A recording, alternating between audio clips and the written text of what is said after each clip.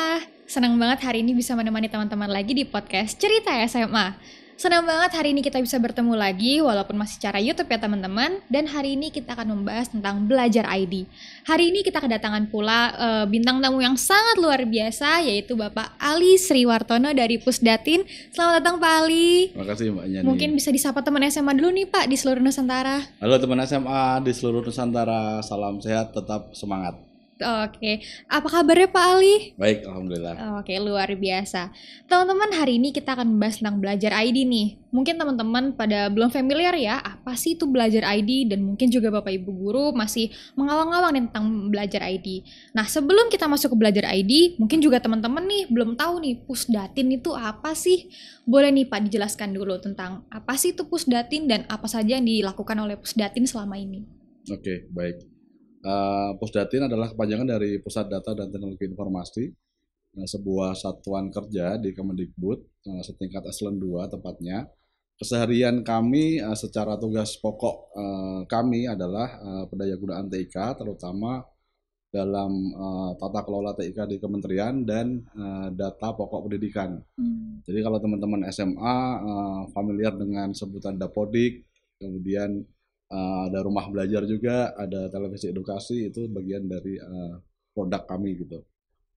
Juga yang mungkin terkait banget dengan teman-teman SMA, kami sedang ada program namanya Ki Hajar, kita harus belajar.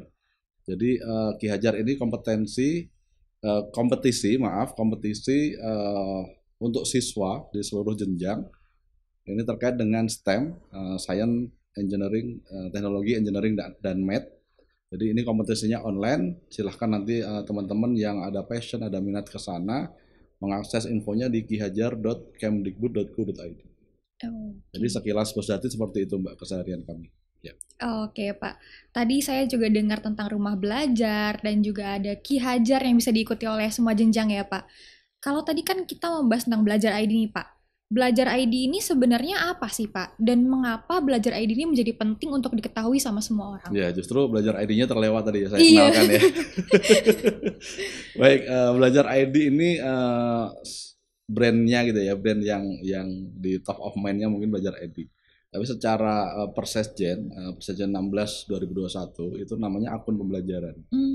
Jadi akun pembelajaran ini sebuah akun, layaknya sebuah akun email, yang dibuatkan oleh kementerian berdasarkan Dapodik. Jadi semua data siswa, guru yang sudah terdaftar di Dapodik, kita buatkan akun pembelajaran itu dengan domain belajar ID, selayaknya sebuah akun email biasa seperti Gmail.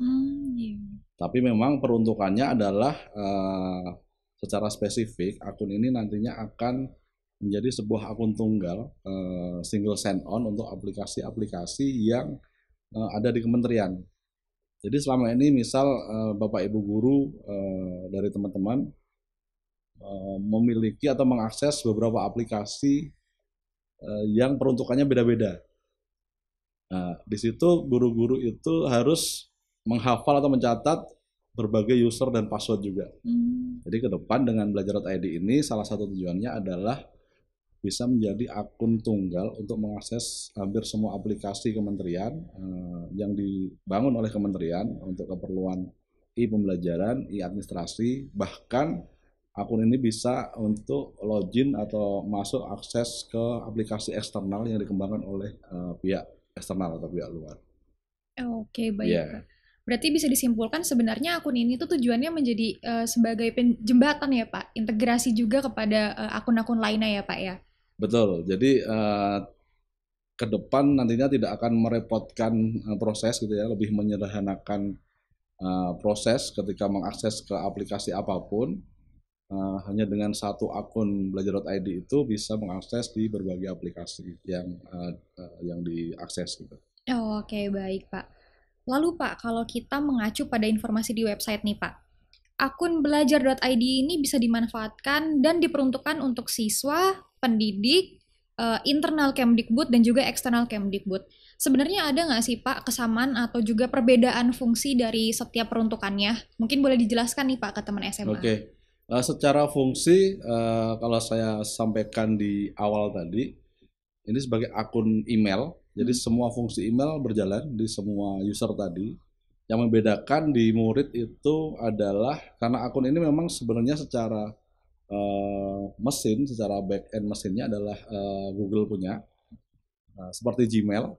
Jadi akun ini membawa beberapa fitur Gmail seperti email itu sendiri, Google Drive, Google Docs, Google Slide untuk produktivitas dan kolaborasi itu semua bisa pakai. Oh iya. Untuk yang membedakan di siswa dan guru antara lain adalah siswa ini tidak diizinkan untuk membuat Google Classroom virtual, sedangkan guru boleh. Oh gitu. Ya. Kemudian untuk pengguna lain di luar guru dan siswa itu sebagian besar, misal di dinas pendidikan itu juga kami support untuk akun, itu untuk keperluan mengakses rapor pendidikan. Gitu. Jadi secara customize, secara spesifik, Dinas Pendidikan Kabupaten A ini kami berikan akses untuk mengakses rapor pendidikan di sekolah di daerahnya masing-masing. Jadi tidak akan ada timbang tindih seperti itu. Oh gitu Pak. Ya. Oke, tadi kan kita sudah membahas tentang pengertian dari belajar ID dan juga mungkin teman-teman SMA sudah mulai sedikit banyak kenal ya belajar ID itu apa.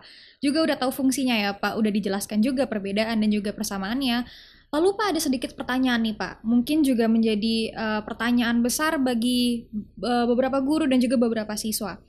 Apabila guru diangkat menjadi kepala sekolah dan dia tidak memiliki akun belajar ID, lalu bagaimana Pak cara penyelesaiannya?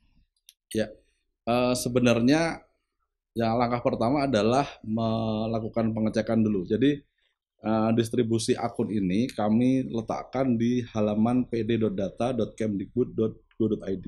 Oke. Halaman ini sebenarnya semua operator sekolah itu punya user password untuk mengaksesnya.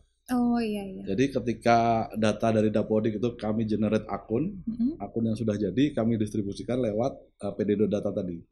Kemudian operator sekolah mengakses pd.data, di menu paling kanan itu ada menu unduh akun, di situ ada file berformat CSV yang bisa diunduh oleh operator sekolah. File CSV itu berisi akun dan password siswa di sekolah tersebut dan guru atau PTK di sekolah tersebut. Kemudian oleh operator itu didistribusikan, kemudian diaktifasi oleh masing-masing.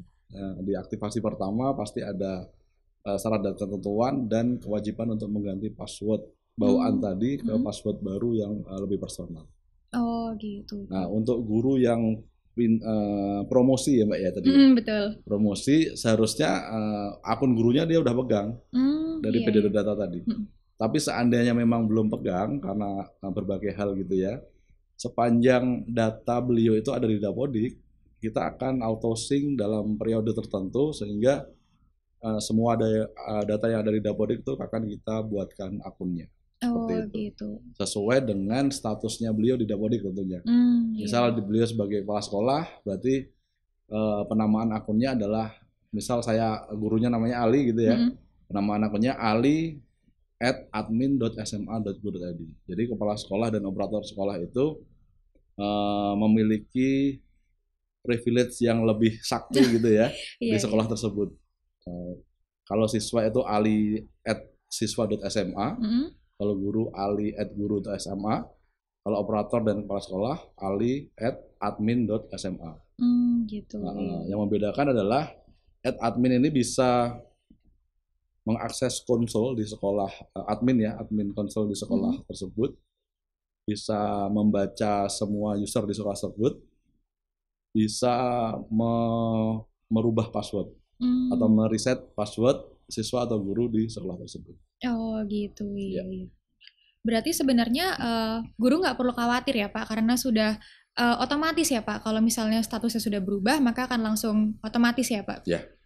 Oke baik Pak, terkait dengan pertanyaan tadi nih Pak, ada lagi yang bertanya apabila pemilik akun mengalami lupa password. Sebenarnya kan sudah ada ya Pak di website ya, tapi kadang-kadang mungkin ada beberapa yang masih memiliki kendala lagi. Kalau mungkin dari Bapak bisa menjelaskannya kalau misalnya lupa password apa yang harus dilakukan nih Pak? Ya, kalau yang lupa password adalah siswa atau guru, Berarti yang bisa meriset adalah operator atau kepala sekolah yang gitu. admin tadi. Oh iya.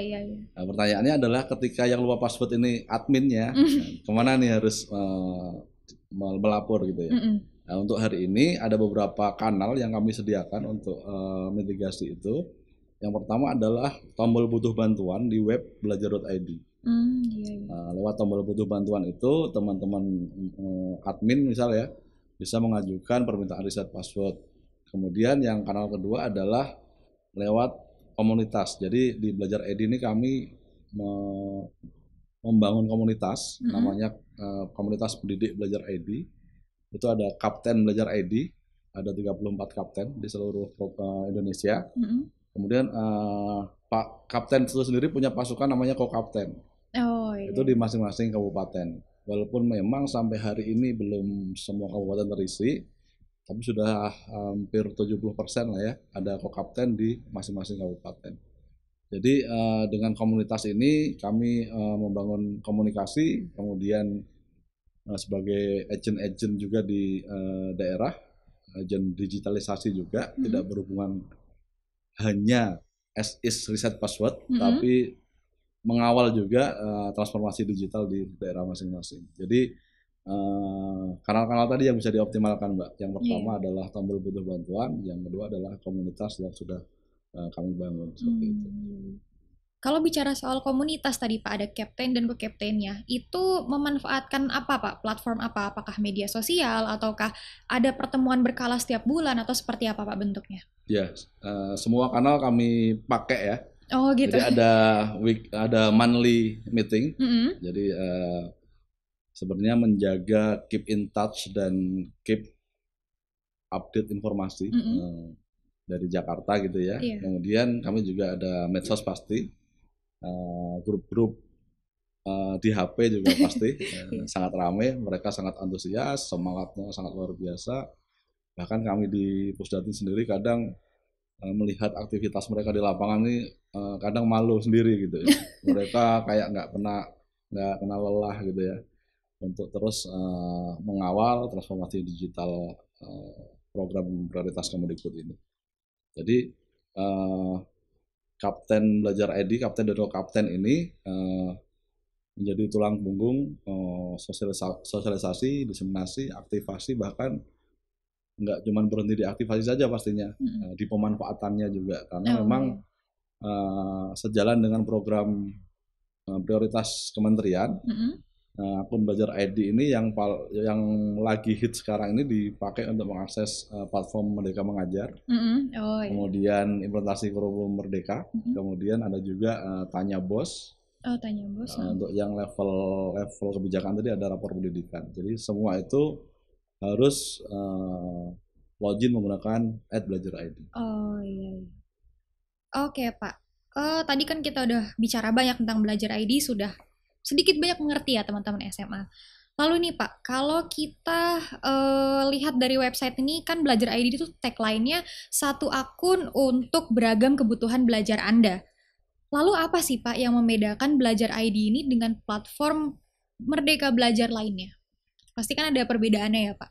Ya, sekali lagi Belajar ID itu hanya sebuah akunnya saja. Oh, akunnya saja. Walaupun memang secara fitur itu fitur Google Workspace for Education-nya nempel. Seperti tadi ya, Google Classroom, kemudian kolaborasi seperti Google Docs, Google Formulir, Google Slide, kalender, dan banyak sekali fitur-fitur yang terbawa olehnya gitu ya.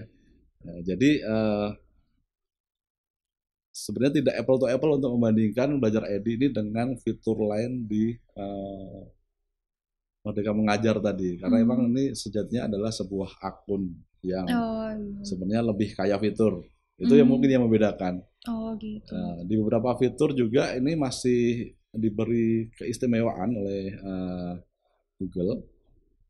Misal Google Drive di Belajar.id ini sampai hari ini masih unlimited, masih unmeter. Jadi kalau kita pakai email atau Gmail akun biasa yang gratis, kita diberi free storage 15 GB. Betul. Nah, ini yang di Belajar ID masih unlimited. Ya, Pak? Walaupun memang kami sedang jajaki untuk menganalisis kebutuhan storage rata-rata siswa ini berapa gitu. Jadi akan kami rata-ratakan dan kami pastikan sebenarnya angka yang paling moderate ini berapa yang akan kita berikan. Oh begitu ya Pak. Lalu Pak, misalnya saya sebagai siswa nih Pak, saya baru masuk dan saya belum tahu nih saya udah punya akun ini atau belum. Saya mau mengecek apakah saya sudah punya akun Belajar ID atau belum. Kan tadi sesuai yang Bapak bilang kita harus tanya ke operator ya Pak. Betul. Saya sebagai siswa baru ini belum kenal operatornya. Apakah ada cara nih Pak supaya saya dapat mengetahuinya, ataukah saya bisa ngecek sendiri atau saya bisa akses kemana? Mungkin bisa dijelaskan nih Pak. Oke. Ini kasus yang banyak ditemukan di lapangan gitu ya, teman-teman SMA bingung mungkin ya. Ini Belajar.id caranya dapetinnya gimana, dari mana dan sebagainya. Jadi selain dari operator tadi melewati pd.data.kemdikbud.id, kami juga menyediakan fitur auto lookup. Oh, auto lookup ya. Di akun lookup sih sebenarnya, akun lookup di web Belajar.id.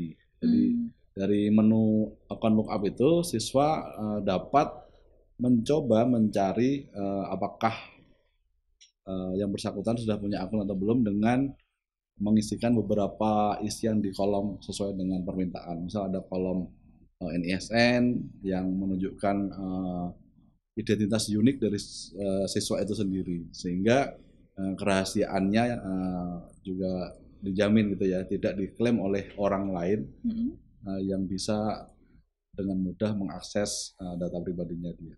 Jadi di web Belajar.id nanti ada di kolom akun lookup. Iya. Berarti bisa melakukan pengecekan pribadi ya Pak di websitenya ya. Betul. Oke, baik. Mungkin ini yang terakhir sih Pak, closing statement dari Bapak untuk sekolah-sekolah yang belum menggunakan Belajar.id. Kan masih banyak sekolah yang mungkin masih konvensional ya Pak sifatnya. Ada tugas menggunakan kertas, lalu pelaporan apapun menggunakan langsung gitu Pak. Karena kan ada yang lebih mudah nih Belajar.id. Mungkin Bapak ada pesan-pesan untuk sekolah-sekolah tersebut nih Pak? Ya.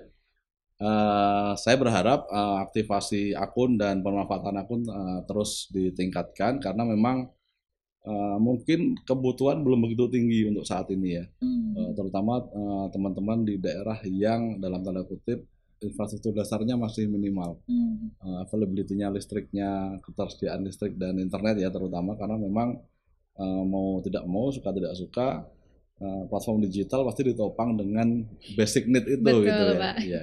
Jadi ketika kemarin kita diberi cobaan oleh pandemi yang hampir 2 tahun bahkan, sehingga optimalisasi pemanfaatan TIK ini hikmahnya adalah ikut naik. Dan ketika pandemi ini sudah menjadi endemi mungkin, murid-murid sudah kembali ke kelas konvensional. Apa yang sudah kita alami di masa pandemi dengan memanfaatkan TIK ini tidak akan hilang sebenarnya. Jadi kita bisa kombinasi, bisa mix antara cara-cara lama dengan tatap muka dan cara-cara baru dengan teknologi dengan menetapkan pembelajaran kolaboratif dan blended ya, antara konvensional dengan teknologi. Jadi akun Belajar ID ini sangat menopang untuk itu, sangat mendukung sekali. Bahkan untuk masalah resiko keamanan data, kemudian resiko ancaman terhadap serangan virus ataupun apapun itu sudah dijamin dalam sebuah agreement gitu ya, bahwa lalu lintas data yang ada di Belajar ID ini dijamin kerahasiaannya, kemudian bebas dari virus. Jadi insya Allah aman dan akan sangat bermanfaat bagi teman-teman SMA jika mengaktifkan dan memanfaatkan akun Belajar.id ini. Oke, baik. Nah, teman-teman SMA, itu tadi pembicaraan kita tentang Belajar ID. Aku mau mengajak ya teman-teman SMA untuk memanfaatkan dan menggunakan Belajar ID dengan baik karena akan sangat membantu ya Pak dalam proses pembelajaran dan juga mengajar. Terima kasih banyak Pak Ali atas kesediaannya untuk berbagi dengan teman-teman SMA. Semoga sehat selalu Pak. Amin, dan semoga bisa kembali lagi ke sini ya Pak, kita sharing lagi. Oke teman SMA, terima kasih banget karena teman-teman udah mau menyaksikan sampai akhir. Dan jangan lupa saksikan episode berikutnya ya. Dadah teman SMA.